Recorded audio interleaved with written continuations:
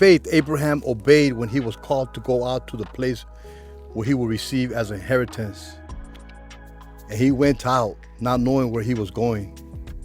By faith, he dwelt in a land of promise as in a foreign country, dwelling in tents with Isaac and Jacob, the heirs of him with the same promise. For he waited for the city which has foundations, whose builder and maker is God.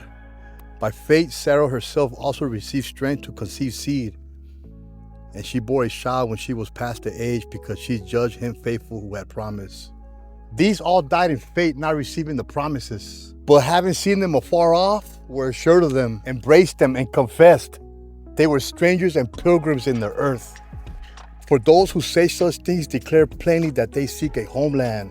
And truly, if they had called to mind that country from which they had come out, they would have had opportunity to return. But now they desire a better, that is, a heavenly country. Therefore, God is not ashamed to be called their God, for he has prepared a city for them. Did you guys hear that right there? That they desire a better, a heavenly country. Therefore, God is not ashamed to be called their God, for he has prepared a city for them.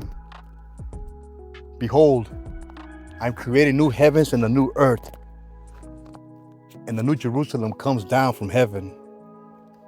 The heaven is my throne, the earth is my footstool, and the city of the great king is the new Jerusalem, the bride.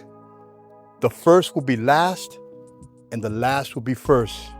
See, the prophets and the righteous men of old, they all died with faith, not receiving the promises. Because without us, they cannot be made perfect. They were sawn in two, they were tempted, were slain by the sword. They wandered about in sheepskins and goatskins, being destitute, afflicted, tormented, of whom the world was not worthy. They wandered in deserts and mountains and dens and caves of the earth. And all these, having obtained a good testimony through faith, did not receive the promise. God having provided something better for us, that they should not be made perfect apart from us. The first will be last, and the last will be first. That they should not be made perfect apart from us. Now, therefore, you are no longer strangers and foreigners, but fellow citizens with the saints and members of the household of God, having been built on the foundation of the apostles and prophets, Jesus Christ himself being the chief cornerstone, in whom the whole building fitted together grows into a holy temple in the Lord, in whom you also are being built together for a dwelling place of God in the Spirit. Right here. For the whole building being fitted together, right here. Mount Zion. For I have chosen Mount Zion as my dwelling place. For the Lord has chosen Zion. He has desired it for his dwelling place. This is my resting place forever. Here I will dwell, for I have desired it. I will abundantly bless her provision. I will satisfy her poor with bread. I will also clothe her priests with salvation, and her saints shall shout aloud for joy. There I will make the horn of David grow. I will prepare a lamp for my anointed.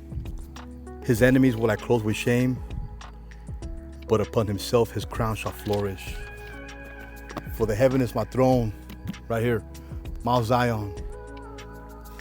And we are being built on the foundation of the apostles and the prophets. For without us, they cannot be made perfect. That's right. For the city of the great king is a new Jerusalem, the bride, the 144,000. We're before the throne, before the elders and the four animals, and we're singing a new song. And no one can learn this new song but the 144,000. The first will be last, and the last will be first.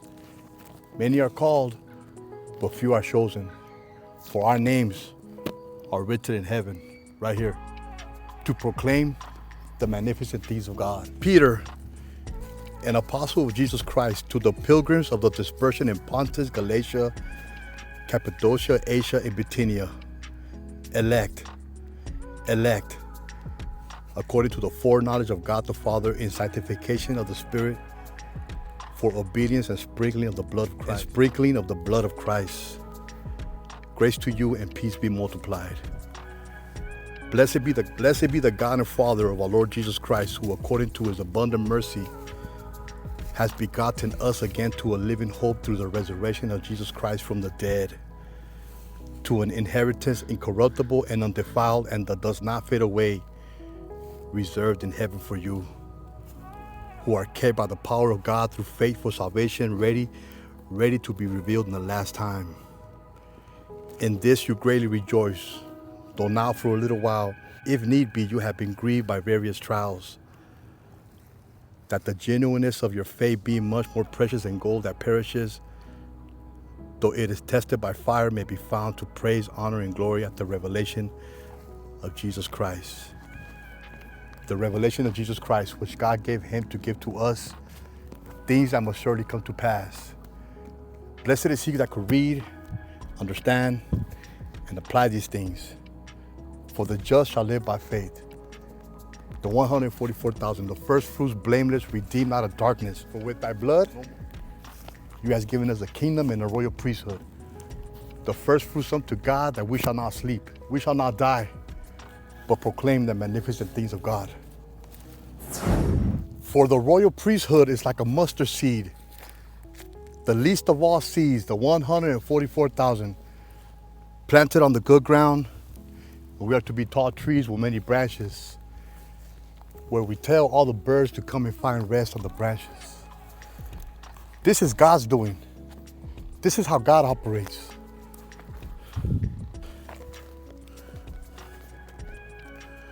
For the kingdom of heaven, the royal priesthood, is like a landowner who went out early in the morning to hire laborers for his vineyard.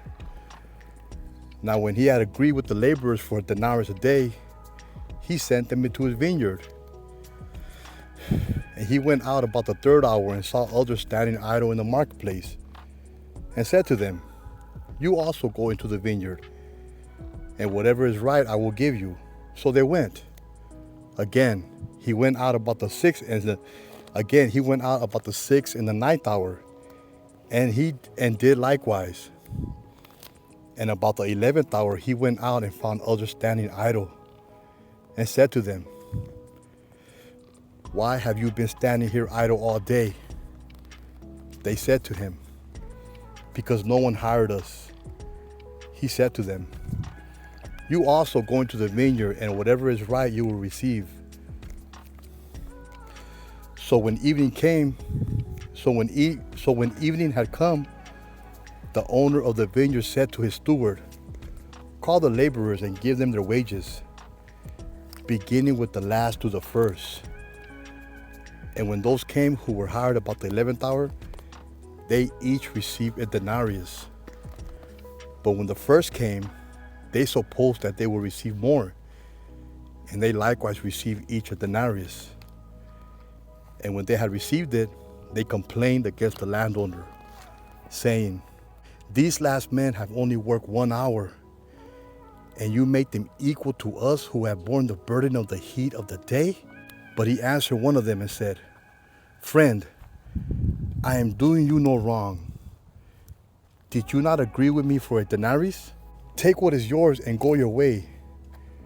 I wish to give to this last man the same as to you. Is it not lawful for me to do what I wish with my own things?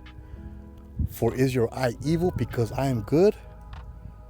So the last will be first, and the first last.